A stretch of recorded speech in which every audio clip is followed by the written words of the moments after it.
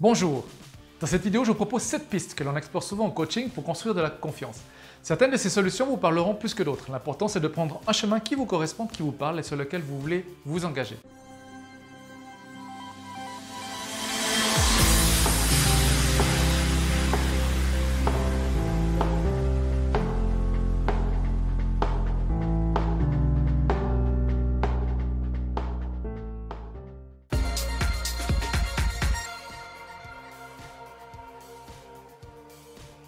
Il est difficile de sourire et d'avoir une émotion positive avec une posture recourbée. C'est physiologique.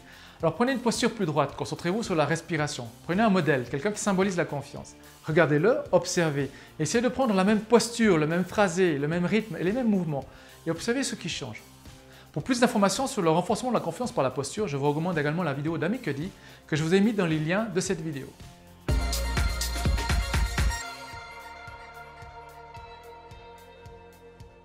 La bonne nouvelle, c'est que la confiance, ça se travaille, et particulièrement la confiance conditionnelle, celle qui vient par répétition, par entraînement. Je ne connais personne qui puisse être à l'aise dans une présentation devant un public important du premier coup, sans s'être entraîné. C'est également valable pour d'autres situations où il s'agit d'interagir avec les autres.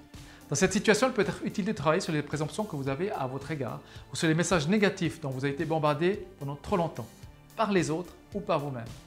Prenez du recul par rapport à la généralisation d'expériences négatives passées.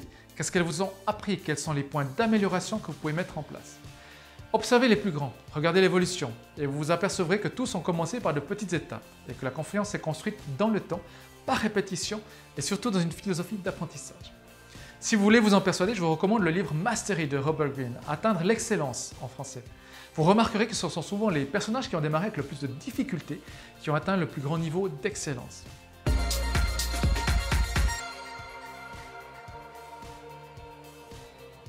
Un problème bien compris, c'est déjà une bonne partie de la solution qui est trouvée. Si vous souffrez d'un manque de confiance, il est utile d'en identifier les causes. Il sera plus facile de prendre les mesures nécessaires pour mettre en place des stratégies et des solutions pour aller de l'avant. Les causes typiques du manque de confiance en soi sont multiples. Les plus récurrentes sont la peur de la critique et de ne pas pouvoir y répondre, la peur du regard de l'autre, le doute de soi, un sentiment d'infériorité, de grandes attentes par rapport à sa prestation, et enfin, la sensation de se sentir mal aimé et mal compris. Parfois, il peut arriver que la réponse ne vienne pas de suite, ne vous focalisez pas là-dessus.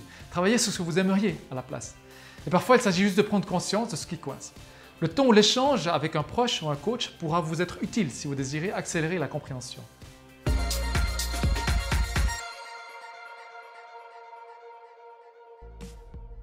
La plupart d'entre nous, confrontés lors d'un événement à un nouveau groupe d'amis ou de nouveaux collègues, iront très naturellement vers quelqu'un que l'on connaît. Ce qui permet en général de trouver plus de confiance et d'être plus à l'aise. C'est cette confiance renforcée qui permettra par la suite de faire de nouvelles rencontres. Les études ont montré qu'il est beaucoup plus facile de démarrer une action sur une émotion positive.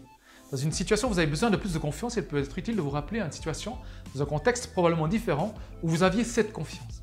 Je vous propose un petit exercice pour prendre ces ressources aidantes avec vous et en tout temps.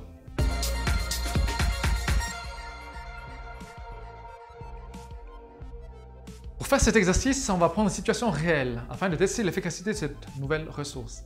Imaginez la situation qui vous pose problème. Faites comme si vous y étiez. Faites-le jusqu'à ce que vous ressentiez les mêmes signaux physiologiques. Qu'est-ce que vous entendez?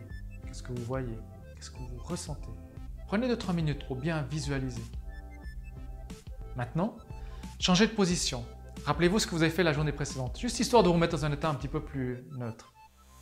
Une fois que cela est fait, imaginez un bon moment ou un endroit où vous vous sentez vraiment bien. Prenez 2-3 minutes et rappelez-vous cette situation dans ses moindres détails, jusqu'à ce que vous vous sentiez bien. Rappelez-vous tous les détails qui font que ce que vous voyez, ce que vous entendez, reste gravé dans votre mémoire. Ancrez cet état par une position ou alors un mot ou même peut-être un petit mouvement. Cet exercice démontre qu'il est relativement facile de générer une émotion positive, même si a priori on se trouve dans une situation stressante. Cette capacité à générer des bonnes ressources peut se travailler seul ou alors en coaching. Maintenant, pour terminer, imaginez la situation future avec ces nouvelles ressources et observez ce qui change.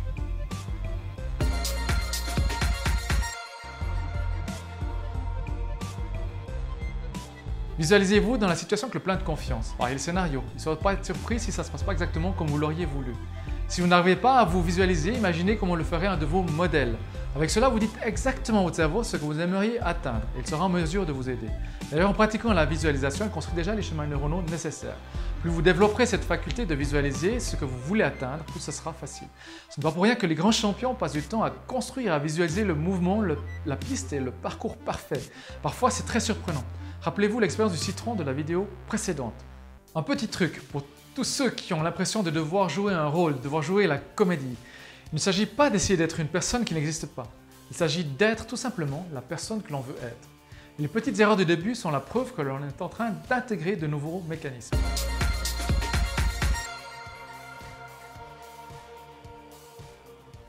Sixième piste, le langage interne. Traite-toi comme tu aimerais que les autres te traitent. Pourquoi ne se sent-on pas bien? Parce que l'on n'est pas certain d'y arriver, que l'on doute de nos propres capacités, que l'on ne se trouve pas en mode apprentissage. On entend probablement une petite voix qui de temps en temps vient tout chambouler avec des messages qui sont tout sauf engageants. Tu n'y arriveras pas, ou cela n'est pas pour toi. Vous connaissez cette règle d'or qui vient de l'éthique de réciprocité utilisée et énoncée sous différentes formes dans toutes les grandes religions et qui dit « Traite les gens comme tu aimerais que les gens te traitent ». C'est une règle qui permet de mettre de la bienveillance dans les rapports et de construire de la confiance. Appliquez-vous cette règle à vous-même? Est-ce que je me traite, je me parle comme j'aimerais que les autres me traitent et me parlent? Prenez un moment pour réfléchir à votre dialogue intérieur.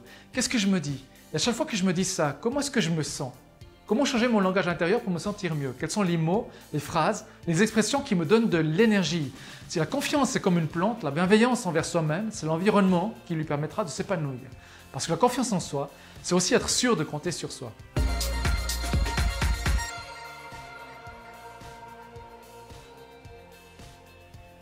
Et enfin, la septième piste, il n'y a pas d'échec mais seulement des apprentissages.